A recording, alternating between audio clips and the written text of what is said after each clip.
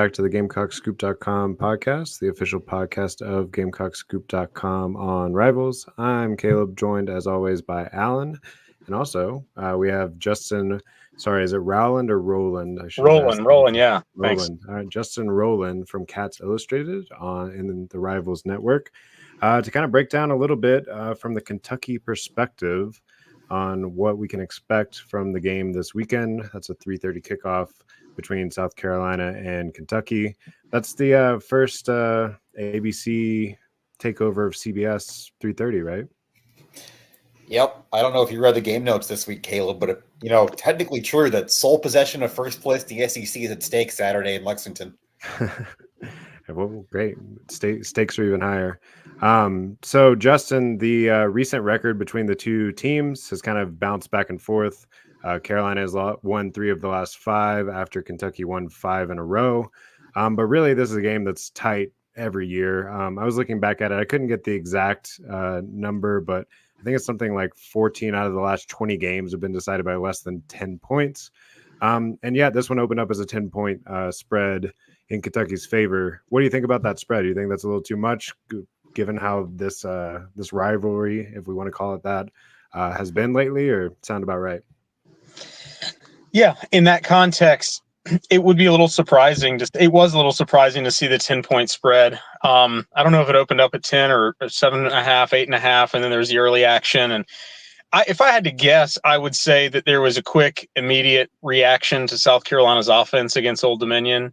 And you're just kind of looking at Vandegrift and Sellers, and one did look better than the other. But I mean, it's you got a South Carolina defense that can cause problems up front, and Kentucky's offensive line has something to prove. Vandegrift still's an inexperienced quarterback, so the line is in Kentucky's favor. But you can definitely see pathways for South Carolina to make it interesting and even pull a bit of a surprise. Yeah, this one actually seems like it could shape up to be a little bit different than, I guess, the rock fight that it has been lately. Like you said, Kentucky's offense looked pretty good last week. I guess kind of immediately on that point, Alan just tweeted out that Kentucky's offensive linemen have 143 starts between the 5 of them. But obviously the last couple of years they've struggled to protect, particularly in this game. I think South Carolina's had some of their best success actually pass rushing in the last couple of years in this game.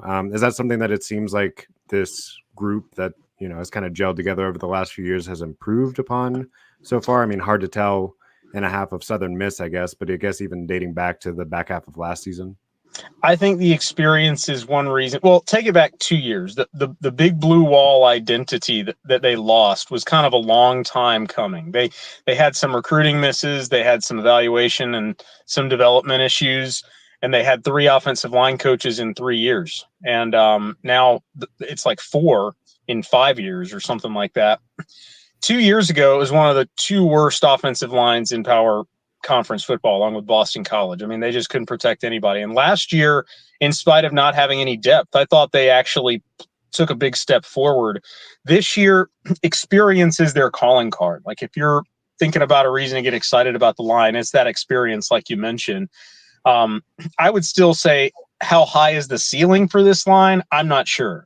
It doesn't have the same kind of talent that those best Kentucky offensive lines under Mark Stoops had, but they do have a ton of experience across the board and a little bit more depth. So you saw them come out better against Southern Miss. They had some protection issues early in the game, but they started to assert their identity and play some pretty tenacious football as the game went on, and they ran it pretty well. Yeah, I mean, my belief is this can be a middle of the pack SEC offensive line. Yeah, you mentioned those like early mistakes up front. I saw a couple early mistakes from Brock Vandegrift as I was watching that game as well. This is one, if you're a South Carolina fan, I think you really wish you had at home, because I do think South Carolina's front showed some good stuff last week. We kind of have been excited about it all offseason, given what they added in the portal, adding 5-star Dylan Stewart. But I think because you're going on the road, you might not be able to put that same amount of pressure on Vandegrift. What did you see in that first half of him kind of like bouncing back from some of those early mistakes? And I guess what are you expecting this weekend? If you're a Kentucky fan, I feel like what you hang your hat on is the 2 bad throws he made seemed to be related to inexperience.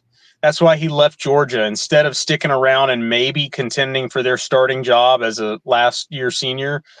He and his dad figured we need 2 years of reps and experience to show to NFL scouts. But you saw some of the lack of game experience. He locked in on a receiver and didn't see a linebacker sitting in coverage. It got tipped and picked. And then the second time, I think it was more of a timing issue. He was slower to get the ball out than he needed to, and that allowed the safety to sit back just behind the sticks where he knew he had to throw to, and he broke, and it should have been a pick six. So that was the bad. And if you have even 2 plays like that against South Carolina, that could lose the game. I mean, that's the way it is. I will say he did a lot of good. He is a legitimate dual threat quarterback who has run the read option, zone read well for Georgia against very talented defenses in practice, and he showed that against Southern Miss. I think they tried to limit the hits somewhat after the first quarter, and they only played 2 quarters. But what he does well is when he is on the run, his eyes are downfield. And he's running and has the awareness to draw the safeties to the line of scrimmage and then run parallel to the line of scrimmage and hit somebody 15 yards downfield and an out. He is a very interesting player when it comes to improv and making things happen when they break down. And Kentucky has not often had that at the quarterback position. Yeah, it's going to be really interesting to see because I do think to some degree South Carolina's strength is that front, getting a little pressure, all of those sorts of things. But if they have a weakness, sometimes the safeties do like to creep up. And so if he does, fake like he's going to run and then give the wide receiver a little bit of time to get open, it could actually create some big plays, which we saw. Go ahead. I was going to say we saw last week on a 4th and 6, Grant Wilson, who's probably a similar type of quarterback to obviously not as talented as what South Carolina is going to face with Vandegrift. Clayton White brings a couple linebackers on a 4th down, tries to heat him up. Wilson gets out of the pocket and he scores on that play. He goes 36 yards untouched. So South Carolina struggled to I don't want to say struggle to contain because it's really just that one play, but you talk about plays Vandegrift can make to lose the game for Kentucky. Well, South Carolina's defense gave up 2 explosives last week to a dual threat quarterback, and that can lose a game just the same the other way. So obviously we know the name Brock Vandegrift. We know the name Deion Walker, who I think South Carolina's offensive line has probably been having nightmares about all week. Who should Gamecock fans know about other than those big obvious names that maybe they're familiar with from the last couple of years? Well, we're going into the 3rd year now of Barryon Brown at receiver being the guy that they really want to be, that next guy after Wandale Robinson a couple years ago. And I mean, to be clear, he's an elite return man on kickoffs. If he has blocking set up well on the edge, he's great. He can get you over the top, but he's still kind of raw as a wide receiver. He had a drop in the first game against Southern Miss because he heard footsteps 15 yards downfield, and he's never been really efficient. And it was like 5 targets for 28 yards. So they spend a lot of time trying to get him the ball, and there is some payoff eventually, but it's not the most efficient thing. Dane Key at receiver is a bigger possession target, and he had a good opener. Jamori Macklin, the Macklin name, you think to Missouri that he is related, and he transferred away from Missouri to North Texas and became kind of coveted in the portal, and he looked really good at receiver coming in against Southern Miss. And then defensively, other than Deion, I mean, they're very strong up the middle. Jamin Dumas-Johnson was a Butkus finalist at Georgia 2 years ago, and he had a really good opener against Southern Miss. He and De'Aric Jackson is another all-SEC inside linebacker candidate. They forced both the turnovers last week. And then in the secondary, Maxwell Hairston had 5 picks last season and is probably one of the better underclassmen corners in the country. So they have some NFL talent on defense, probably more developed than the talent on offense is. Yeah, and 10 of 11 returning, right, from last year. Sorry, go ahead, Alan, after this. But 10 of 11 returning from last year, is that right? Right. It's a very experienced defense, yeah. Yeah, they bring a lot of guys back, but they also weren't quite up to the standard last year. And, I mean, what we've seen from Kentucky is against most teams, they can bottle you up, keep everything in front, and take away explosives. But against the best offenses in the SEC, when you can't so easily take away the explosives, it kind of falls apart. So that's what they're trying to move beyond. Yeah, from a game plan perspective Saturday, and you talked a little bit about Kentucky's defense and what it can bring in an article on our website that I encourage people to check out. But Lenore Sellers pretty clearly was timid last week. He said that himself. He was scared to make a mistake, some first game jitters. If you're Kentucky and if you're trying to draw up a game plan against Sellers, is it to try to heat him up? Is it to try to kind of make him uncomfortable? Or are you kind of thinking it's more the sit back and make an unproven quarterback beat you with his arm kind of thing? How would you kind of go about attacking the South Carolina offense? Well, I mean, I watched the South Carolina game last week, and I think it's pretty obvious. I mean, you have to make him sit in the pocket until he proves he can beat you in the pocket. I mean, we saw the big arm. I think it came back because of like an illegal man downfield or some kind of penalty, but he hit a receiver right in the breadbasket and he dropped it. Yards, yeah. But so you know that like Anthony Richardson, he can make you pay. Like even if you go into the game thinking he's not mature enough, he's not experienced enough, he still has the potential to make those splash plays that can flip a game in the drop of a hat. And so they're less common if he's in the pocket just based on experience. And I noticed that the offensive line didn't pick up a couple of kind of delayed inside pressures last week in the first half. And when a guy just smacks you in the face out of nowhere, it tends to affect your confidence, I would imagine. So I would imagine some of that late inside pressure coming from Kentucky, just try to confuse the offensive line and hit him from maybe some unique angles. But I would imagine less blitzing, and Brad White for Kentucky has a penchant for dropping 8. And if they can slow down the run, they're going to drop as many as they can. Yeah, the mental thing that you said along the offensive line was definitely a problem last year. It's something that last week, and something they've talked a lot about this week as well. It's funny you brought up Richardson as the comparison to Lenore Sellers, because I've been thinking that a little bit lately in the last week since watching Sellers come out. It's obvious that he has all the tools that they told us that he had all offseason, but if he has the accuracy issues like he had this past week throughout the season, it could very much look like that, where you're like, you still have teams, salivating over him maybe at the NFL level even, but if you can't put it together, you can't put it together. I don't know. It's way too early to say anything like that about him, but it is a thought that I've had lately. Well, I mean, we saw Richardson against Kentucky look terrible. I mean, he's a top 5 pick. So what they're looking for at the next level isn't always what you're wanting as a college fan right now. But yeah, that would be a comp that makes sense. Yeah. So Kentucky's obviously favored by 10 points. To you, what needs to happen in this game for Kentucky to kind of walk away with the win as confidently as Vegas seems to think? I think for Kentucky, the offense can't make mistakes. I mean, the offense can't just struggle to protect Vandegrift all game. Like South Carolina's their best path to a win is creating havoc in the backfield, mixing up Kentucky's offensive line, just beating them on the edge with all those defensive tackles that are returning and the impressive length that they added on the edge with Kennard and the freshman. And yeah, so as long as they protect, and it might be max protect, it might be a conservative game plan with some occasional shots deep. I think Mark Stoops probably says to himself, it's more likely that we score on South Carolina, that South Carolina scores on us if we just play conservatively. And that's his wheelhouse, is conservative football. So I think he might embrace that. South Carolina is probably going to have to play like Kentucky has played a lot of seasons under Mark Stoops, with the run the ball control, and then lean on the defense and set them up with complementary football. And Stoops is probably not going to shy away from a game like that.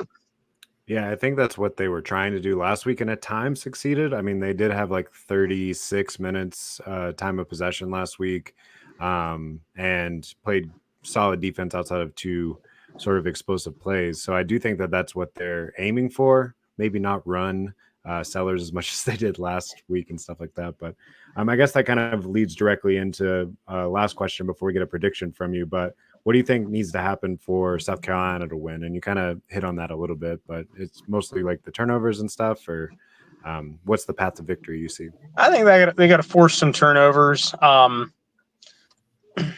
don't see the passing game probably having a ton of success just based on last week, but I would say they got to stick to the run game. And no matter what happens, if Kentucky goes up by 7 points, 10 points, if you're not having success, they just need to stick with the run game, be committed to it, and just hope your defense makes enough plays to win. That's what I would imagine. That's much more likely than opening it up and hoping that he's going to pick Kentucky apart with his arm. But I mean, you could see South Carolina winning an ugly game. And if they can make it an ugly game, then that's probably their best chance.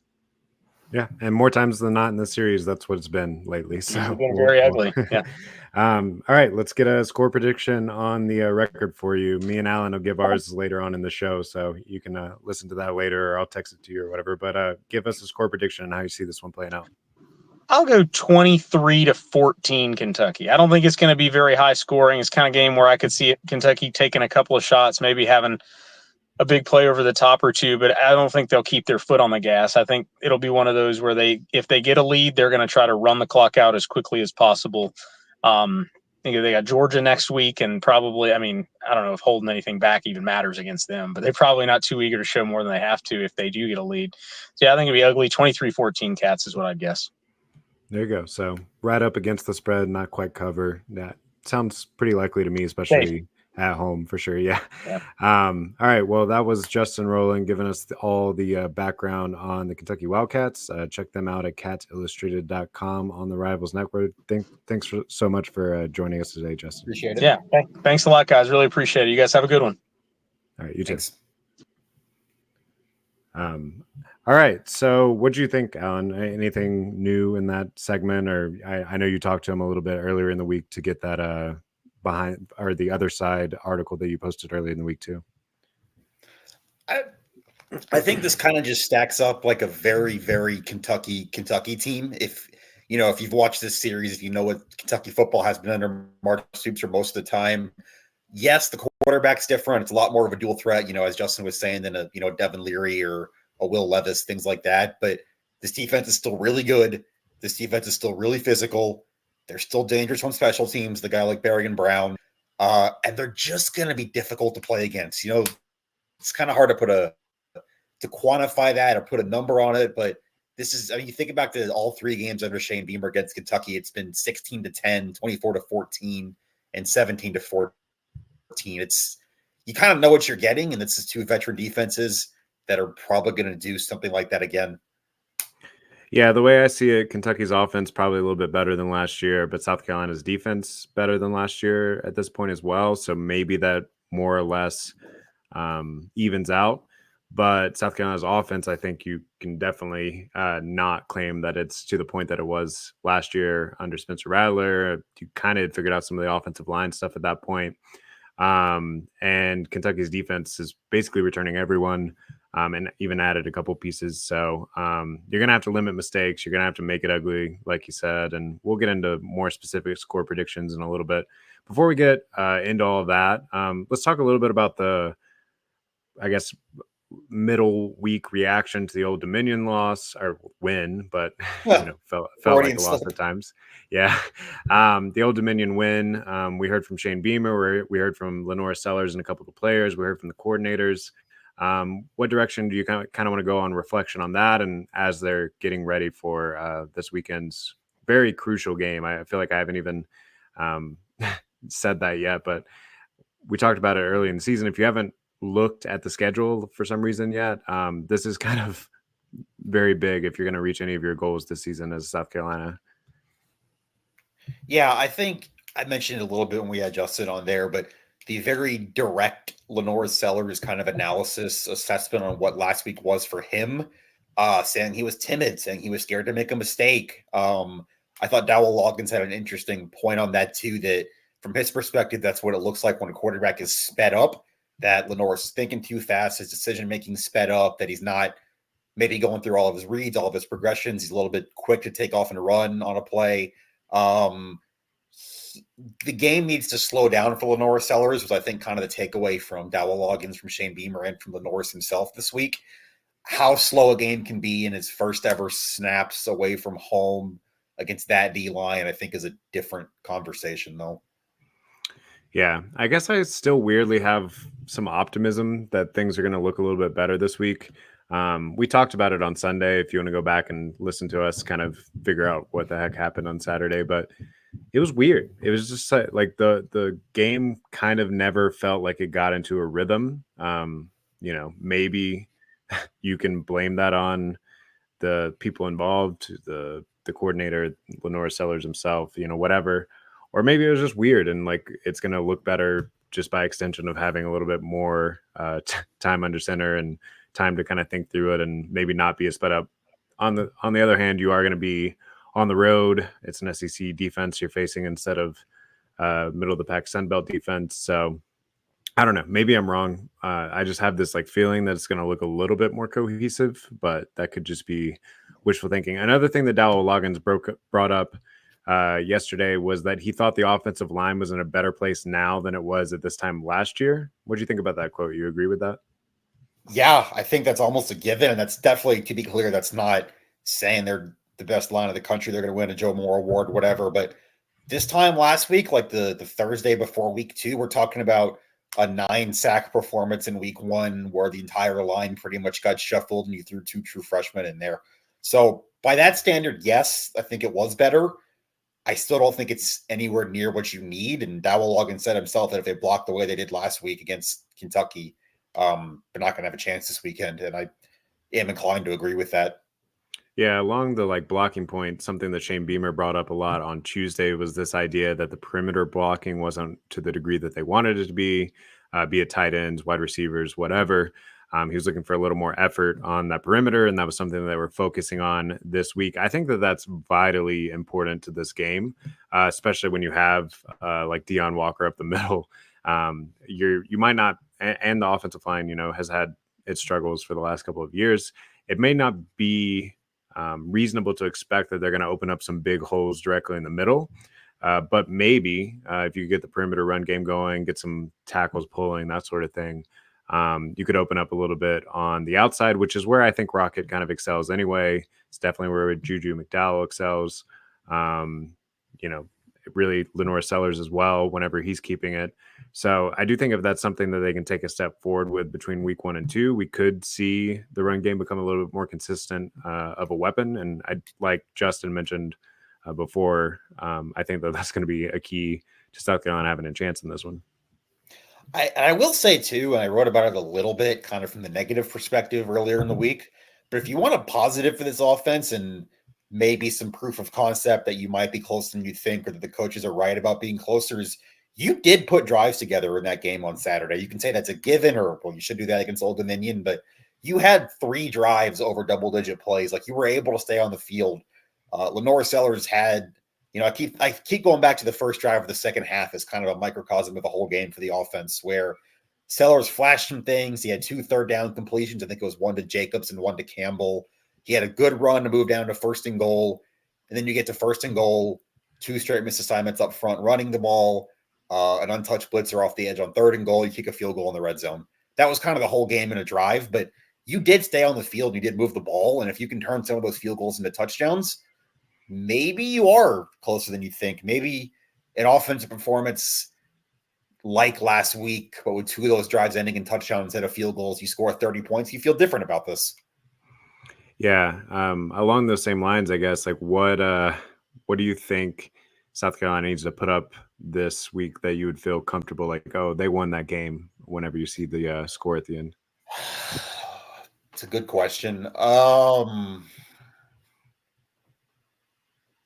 Honestly, the way this series has been, like, I think you feel like you definitely have a shot at like 24. That's the number. Yeah, that's the number that immediately pops in my mind too. Yeah. Obviously, if you go any higher than that, I think you feel pretty good about this.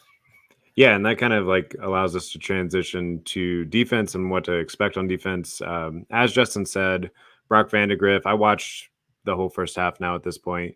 Definitely explosive with his legs, although I'm expecting in practice this week they told him to slide a little bit more because he's not the biggest guy as far as his frame, and he was trying to bowl over people like he was still in high school. And I think if he did that on Saturday, some South Carolina defenders would teach him what it's like to be in the SEC. So I expect him to slide a little bit more, but he's pretty mobile. I think he ran for 50, 60 yards last week.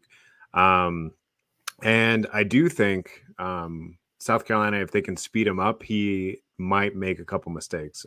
As we were talking about with Justin there for a second, he threw a pick early, almost threw a pick 6. That really my first impression of the game in the first quarter was like, oh, wow, this guy's not comfortable yet. Obviously, as the game wore on, he got a lot more comfortable. Maybe he won't have the same jitters since it's week 2 now. But I do think if you can get him out of his element a little bit early, he might cough it up a couple times. I think the blueprint here is very much what you saw 2 years ago in this game. For those who don't remember, South Carolina forces a turnover on Kentucky's first play from scrimmage. That was David Spalding forcing a fumble. You go down and score a touchdown. One play later, you blocked a punt in that game. You had an interception late to kind of seal it. You were, it was ball control on the ground mostly. You played well in all three phases in that game. I know that's easy to say that's a blueprint, but you're going to have to force a couple turnovers. I think we would both agree that you're probably not winning this game without at least one turnover forced. You catch into points. And you're probably going to have to make a play on special teams at some point, whether that's a block punt, whether that's you set up a punt return, something. Because again, I just don't know for what you do feel about the offense, and maybe you do feel better than you did last Saturday watching the game. I still don't know if you're at the point where you can just line up and expect to move the ball enough to win this game without either a short field somewhere or a special teams play. Were you shocked by the 10-point line in this one? I mean, I know it's at Kentucky. I know Kentucky blew out Southern Miss, who I think is probably not very good. I know South Carolina struggled a bit last week, to say the least. But still, I mean, given how close these games have been lately, given the relative talent on each team, I mean, Perry McCarty just put out the star power rankings or whatever, and these teams are pretty even as far as their depth and what the star power looks like. In fact, South Carolina maybe is a little bit better if you're just going purely on recruiting rankings, which obviously it doesn't. Games aren't played on paper and recruiting rankings, or Texas A&M would be a lot better than they are. But anyway, were you surprised at the 10 points?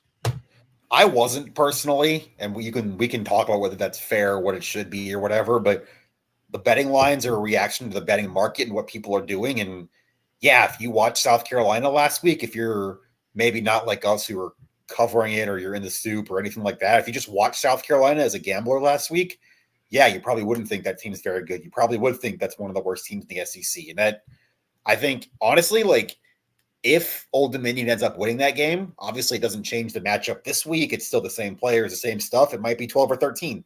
And if South Carolina blows out Old Dominion, it's the same line. It's the same, battle, player-wise, but it's probably 6 or 7. I think that's, as much as anything, a reaction to what people saw last week from these two teams. It's true. I wonder if Vegas makes more money in week 2, because I do think we tend to overreact to what we see in week 1 usually. And maybe this line's a little bit of an indication of that. I know it's like a truism that everyone says every single season, but I think there's a lot of truth to it as far as like things aren't nearly as bad as they look at your low point of the season or whatever, and they're not as good as they look at your high point. The biggest growth is between week 1, week 2, all that stuff.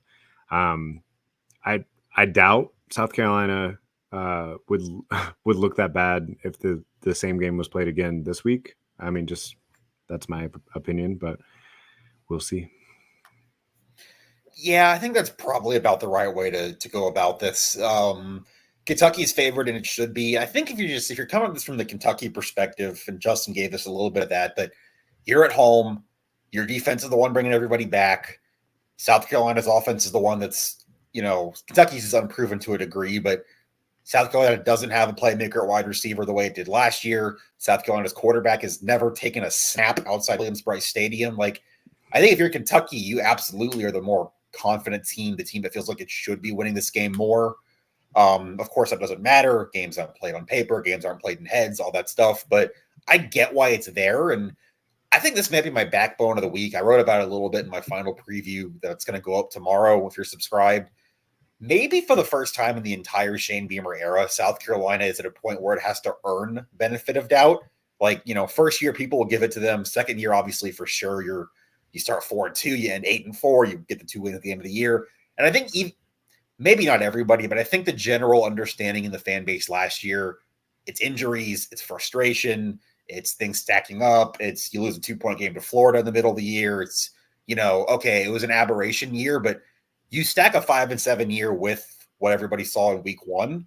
And I think you're at a point now where this team does kind of have something to prove for the first time in a while that, yeah, they're not 10 points worse than Kentucky is kind of what the mindset needs to be there in that locker room. And is that fair? I feel like for the first time in a while, this fan base feels like it needs to see something and not just it wants to or it'd be nice to, but like it actually kind of needs to. I think there's some truth to that. I mean, based on our forums on GamecockScoop.com, I've seen a few more of the like fire beamer sort of Yeah, I'm threads not or going whatever, there, you know? just to be abundantly clear. No, I'm not going there either, but I think this is the first time since he's been here that I've seen the fan base maybe more seriously start to talk about should there be a coaching change, that sort of thing. I don't think he's on the hot seat this year. I think if he has a bad year, he certainly is in the Napier position next year or whatever. And so, yeah, I think that this is a prove it year. And so far, there's a little bit of a lack on the You proving. talk about that though. You say, okay, bad year this year, he's in the Napier position next year. And I do agree with that. Well, I think you and I are both kind of in lockstep, and we talked about it all summer that you got to win either this week or next week. If you start 1-2 with what you have in October, you're probably not having the kind of year you want to have. Then you are looking at being in that position. Yeah, no doubt. And that's kind of where I was going to go next as well, is like, this is one of the last rivalries, I guess, that South Carolina has on the schedule, surprisingly this year, because you don't get a Georgia, you don't get a Tennessee, you don't get a Florida. So you get Kentucky and Vandy as your old like East rivalries. I mean, Mizzou, I guess, has kind of stepped into that position. A&M, they are trying to make into a rivalry, The but Bonham Trophy. but I do think that this game with Kentucky has kind of become a rivalry over the last decade, and I don't know. There's a little bit of extra juice to this one, especially when you think about the schedule ahead and how important this game is. One other twist in this week's schedule, and every week from now on, is that the university and all SEC teams have to release an injury report. What can you tell me about the official injury report that we've got out on GamecockScoop.com from last night, how it might change over the next couple of days? Well, first of all, the SEC office really wants us to call this, and I'm not going to because it's dumb, an availability report. Because technically, whether you're suspended, whether you just can't play, whether it's whatever, it's supposed to list everything, not just injuries. So the availability, it's the injury report. It's fine. It's the injury report. Yeah, so if for weeks where it's an SEC game, so you won't see this like Akron week or Clemson week, but you have to drop one Wednesday, Thursday, Friday, and then 90 minutes before kickoff. South Carolina's report last night had Ja'Kai Moore out, which he was out last week. We already knew he's going to be out for a while. Emory Floyd, doubtful. He did not dress last week. Bengali Kamara, David Spalding, and Gilbert Edmond all questionable, although Beamer said today on the radio that all three of those guys practiced today. We'll see what the next report is within the next half an hour. And here's a good news for the Gamecocks on the injury front. Brian Thomas Jr. is probable. He did not dress last week. He was listed as probable on last night's injury report. Yeah, and I mean, looking at those guys, obviously it'd be nice to have the depth of Edmond, be nice to have the depth of Kamara, and it'll be nice to have the depth of Brian Thomas, but nothing there that's like devastating, I guess, as far as week 1 to week 2 carryover. But it would be nice to have Edmond and Thomas Jr. to add to that rotation, especially I imagine the edge position is going to be a little bit more tired after facing an SEC offensive line that's got 153 starts or whatever you said combined. So yeah, that's important. Let's go ahead and throw out, or I know you're going to write it in your preview, so you can change it a little bit between now and tomorrow if you need to. But let's go ahead and throw out a prediction of what's going to happen tomorrow or Saturday. Yeah, I do actually. I'm on a similar line to what Justin had, but I actually do think Kentucky ends up covering this thing. I'm going to say 24-13. I think that's not covered by a lot, but I just haven't seen enough. Again, South Carolina is in the prove it mode, and I'm kind of just on that show me this offense is good, show me you can score points, show me you can block. And I just don't see enough of that right now to think they go to Lexington and win, and I don't even think they cover right now, although I might change my mind before tomorrow. What do you have? Yeah, so if these two teams played in week 1, I think South Carolina would have lost by 14 to 20 points. But they didn't play in week 1, luckily. Luckily, South Carolina had a warm-up week. I think college football is weird. I do believe in the idea that there's a ton of improvement between week 1 and week 2. I don't think Kentucky really got tested very much at all, especially in only half a game. So I think if South Carolina can ugly it up, make them play all 4 quarters in the heat in Lexington, South Carolina's got improved depth on defense. I still think South Carolina can win this game. It's going to have to be ugly. It's going to be close. I'm going to call it 20-18 South Carolina right now. Ooh. Yeah. I did almost go Kentucky wins and doesn't cover on our weekly picks, which we'll get into the rest of those picks here in just a second. But I was like, no, I'm just going to say it with my chest. South Carolina's going to win. They have to, honestly. If this season's going to turn out the way that it needs to, they have to. That's not, great analysis or whatever, but it's a long season. I'm going to try to keep it fun for one more week. If they lose this week, don't worry. I'll be the first one to put them down as a loss against LSU the next week.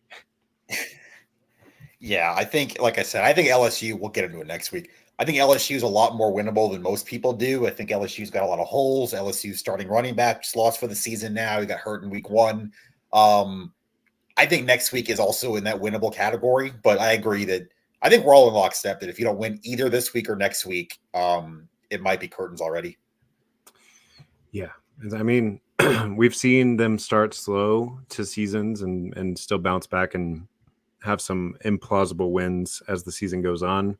So, I'm not going to completely rule that out, but this schedule feels a little bit different than those years. And you can't afford to get off to a slow start. So you had your mulligan this past week, and now you got to get on top of it, or it's going to get away from you quick. Yeah, should we talk about the rest of week 2? It's actually some pretty good games this week.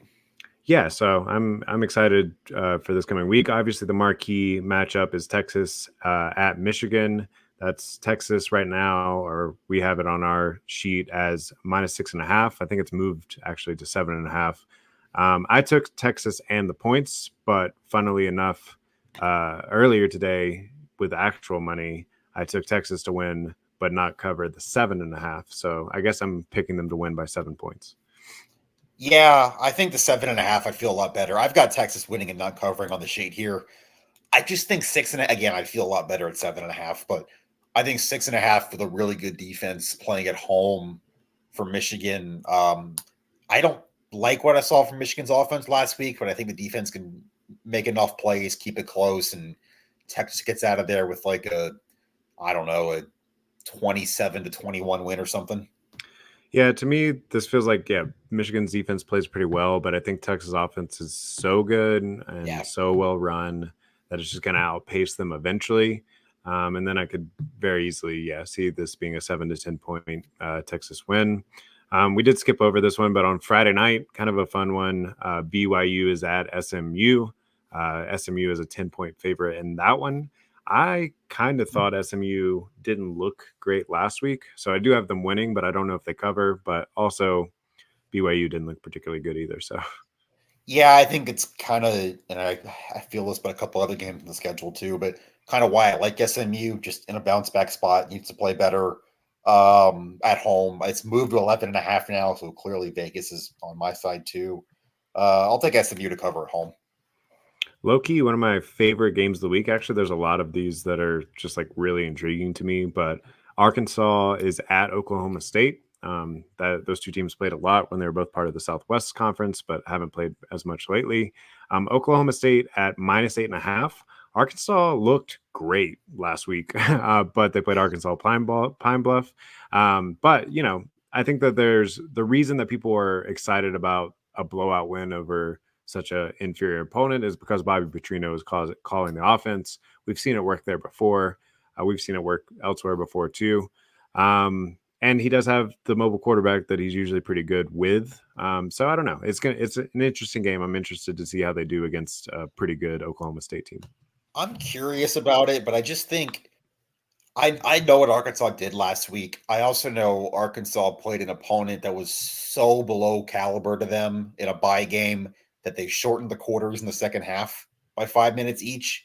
It just so wasn't even fair. I had Arkansas's, I think, 15th in the SEC on my preseason poll. I still don't think they're that good. I'm not getting blinded by 1 week against not just an FCS opponent, but a bad FCS opponent. I think Oklahoma State's very good. They were one of my, I think I picked them first or second in the Big 12 when we did the staff picks before the season. I think Oklahoma State covers at home in that game. I have Oklahoma State winning, but not covering. I think this could be like an old school Big 12 game. I think it could be Yeah, high scoring, not very much defense. Should be fun. I don't care about this one, so I'm going to skip it. You got the Iowa State game, always early in the season, always ugly and fun. You got Iowa -3 at home. How you feeling about that one? I picked Iowa State, and I see I'm alone. Just getting 3 points on the road, I like that. Again, not convinced Iowa's offense is fixed because they put up 40 points on an FCS opponent last week.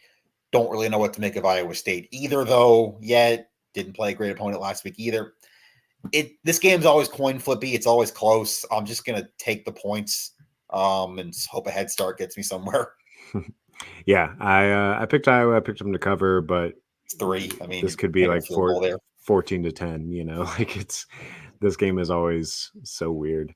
All right, we already talked about South Carolina and Kentucky, Tennessee and NC State. This is another one on my list of like intriguing. Although NC State looked pretty bad last week against Western Carolina, had to survive that one, but South Carolina fans are familiar with that. Tennessee is a -7.5, hosting NC State. In Charlotte, it's the Duke's Mayo game. Well, there you go. That's why it's written the way it is on our sheet. And Steven also, you guys will see it tomorrow in the picks on GamecockScoop.com. He made a Mayo joke concerning Josh Heupel.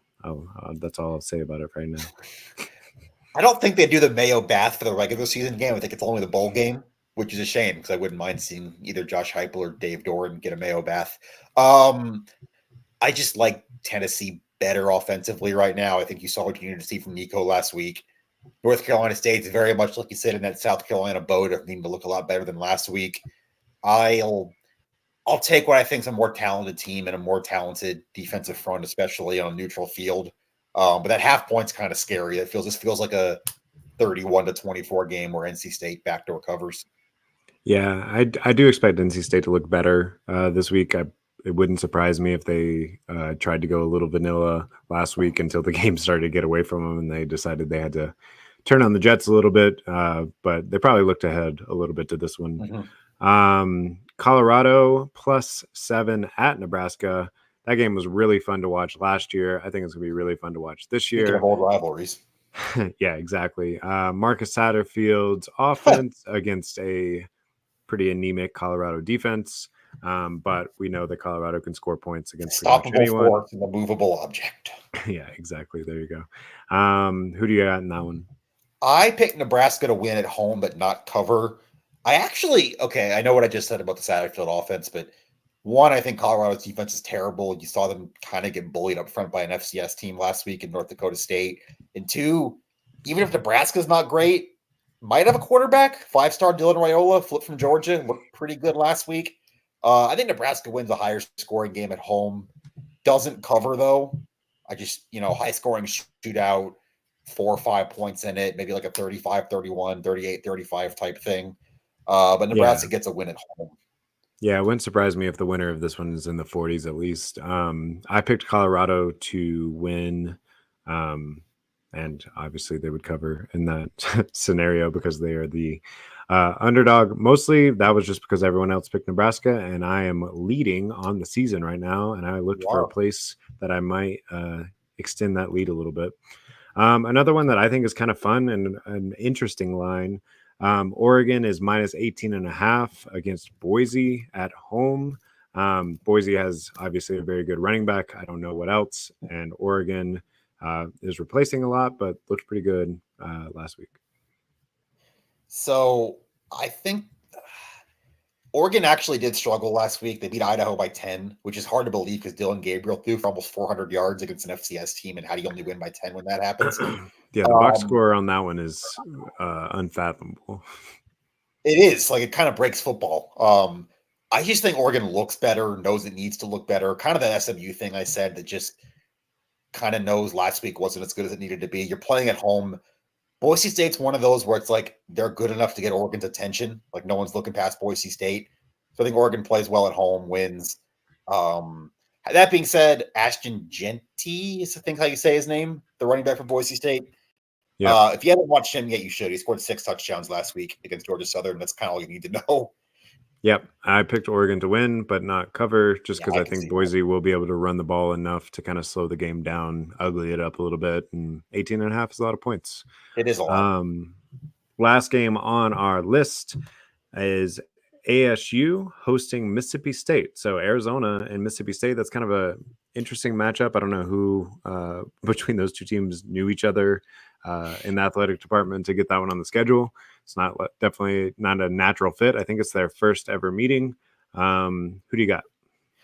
Yeah, this is a hard one because again, Mississippi State's in the Arkansas boat of a team I was not high on preseason, but beat a very bad FCS team by 50 plus points last week. So I feel like there's 1-0 on the record, but I haven't really seen them play. Arizona State beat a pretty competent Wyoming team badly last week.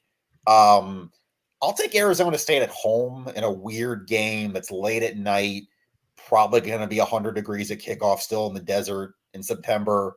Just find a way to win at home against a first-year coach and an inexperienced team on the road. But I don't have the confidence in the cover. Mississippi State's getting 6.5. I'll say they keep it within that, but Sun Devils going to win at home. Yeah, again, I have a hard time understanding what either team is at this point. So I Yeah. went with the home team in the unique environment with Mississippi State losing an hour or whatever, just all those other like weird factors that sometimes seem to matter in these sorts of games. So excited to watch it. Anything else from week 2 that you are looking forward to seeing? It's not on the sheet, and they're going to win, I think. But just curious if Clemson shows a pulse. Playing App State at home, App State will have their attention. Obviously, just App State's whole history in upset games. But I think Clemson's going to win. I'm more just how does Clemson's offense look against at least a competent Group of 5 opponent. Yeah, and I mean, I do think there's an outside shot of a hangover after getting beat up and bullied last Sure. week and hearing all of the negative press that came out of that. I mean, I have a lot of Clemson fans as friends. I know that that's blasphemous, but and they were pretty down on their own team after last week. So, some of that stuff kind of weighs around and hangs around. And App State is not an opponent that fully can't take advantage of that if that does Yeah, be for the sure. case. Yeah.